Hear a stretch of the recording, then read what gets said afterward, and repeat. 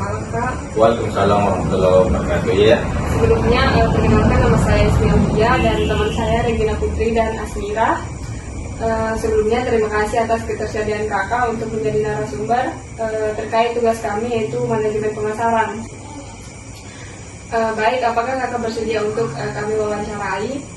Sebelumnya terima kasih banyak kembali sudah berkenan mungkin menjadikan saya sebagai salah satu narasumber dari tugas adik-adik. Insya Allah saya bersedia untuk menjadi narasumber dari tugas adik-adik.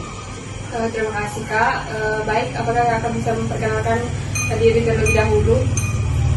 Bismillah, jadi perkenalkan, nama saya Gugum Gumelar Ramdhani.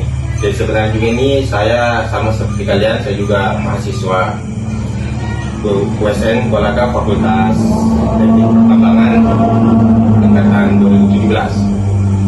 Jadi saya rasa jelas kalau masalah perkenalan berikutnya. Baik, saya pikir langsung saja ke pertanyaannya.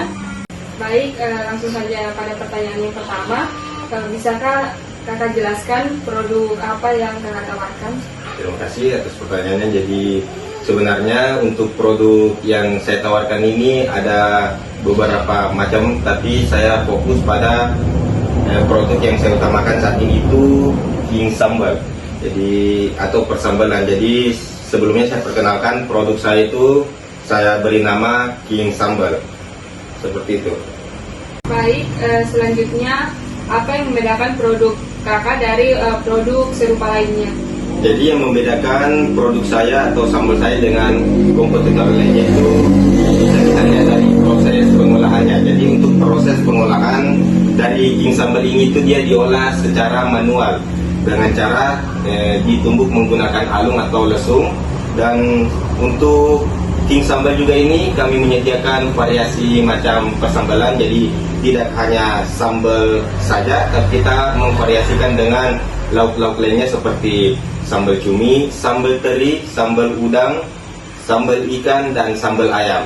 Jadi untuk King Sambal ini dia itu lebih bervariasi. Selain bervariasi, juga pengolahannya itu diolah secara manual. Ini kan dari produk yang Kakak tawarkan. Jadi selain variasi macam sambal yang kami sediakan, King Sambal juga ini dia itu menarik dari segi tekstur sambalnya, karena seperti saya katakan tadi bahwasanya proses King Sambal, pembuatan King Sambal ini menggunakan atau ditumbuk menggunakan alung, sehingga tekstur dari King Sambal ini dia itu agak beda dari yang lainnya. Seperti bisa kita ketahui bahwasanya kalau ditumbuk itu teksturnya dia itu masih apalah istilahnya ketimbang yang dicopor atau di blender. Saya kira itu untuk keunikan dari sambal ini selain variasi aneka macamnya. Baik, selanjutnya siapa target pasar untuk produk yang Kakak tawarkan? Jadi untuk target pasarnya ini sebenarnya kita itu universal, yaitu kepada masyarakat, tapi terlebih khusus saya utamakan kepada seperti mahasiswa-mahasiswa, anak-anak kosan, mungkin pekerja-pekerja, yang terlebih lagi ya khususnya untuk para pecinta pedas. Saya kira itu. Baik Kak, untuk pertanyaan selanjutnya mungkin akan ditanyakan. Baik Kak, saya akan lanjutkan pertanyaannya. Bagaimana cara Kakak untuk memasarkan produk lokal Kakak sendiri? Jadi untuk sistem pemasaran atau distribusi dari King Sambal atau sambal ini, saya menggunakan dua sistem, yaitu sistem online dan sistem offline. Tapi untuk mayoritas atau bisa dikatakan 90% saya menggunakan sistem online, yaitu dengan memanfaatkan media-media sosial saya pribadi. Terima kasih. Cara Kakak dalam menghadapi pesaing dengan produk yang sama? Oke, jadi mungkin kita ketahui bahwasanya sekarang mungkin lagi di era-eranya atau lagi bumi-buminya persambalan, otomatis kompetitor banyak. Untuk mengatasi itu mungkin saya menggunakan sistem atau prinsip saya itu tetap konsisten, baik itu konsisten terhadap kualitas ataupun konsisten terhadap kualitas sambal saya ini. Oke, untuk pertanyaan selanjutnya, bagaimana cara Kakak dalam menentukan harga produk yang Kakak jual? Jadi untuk berbicara harga, Untuk harga ini saya terapkan sistem ATM, yaitu amati, tiru, modifikasi. Jadi setelah kita amati kompetitor lain patok harga seberapa, kita usahakan sedemikian rupa bagaimana bisa kita patok harga agar tidak istilahnya banting harga untuk kompetitor lain. Ya setidaknya kita setarakan, tapi kembali lagi untuk harga mungkin bisa kita setarakan untuk dengan kompetitor lain, tapi kembali lagi kita utamakan dari keunikan atau kelebihan dari sambal ini. Baik, itu tadi pertanyaan saya. Selanjutnya akan saya lanjutkan ke teman saya. Baik, saya akan melanjutkan pertanyaan dari teman saya. Apa saja tantangan yang kakak hadapi dalam memasarkan produk kakak, dan bagaimana cara kakak menyelesaikan masalah tersebut? Jadi kalau kita bahas tantangan, saya rasa masih sangat banyak tantangan yang saya rasakan saat ini. Terlebih lagi bisa dibilang saya ini masih merintis, masih di seumur jagung.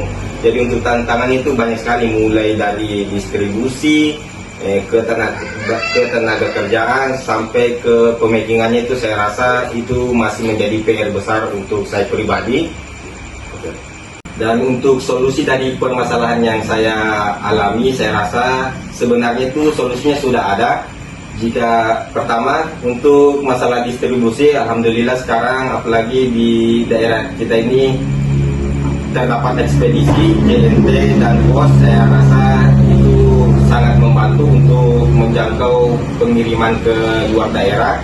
Dan alhamdulillah juga untuk masalah ketenaga kerjaan, perlahan alhamdulillah kita juga sudah merekrut tim untuk skadul. Selanjutnya, bagaimana kakak menjangkau target pasar kakak? Jadi untuk jangkauan target pasar saya ini sebetulnya media sosial itu sangat berperan penting dalam pemasaran produk saya ini.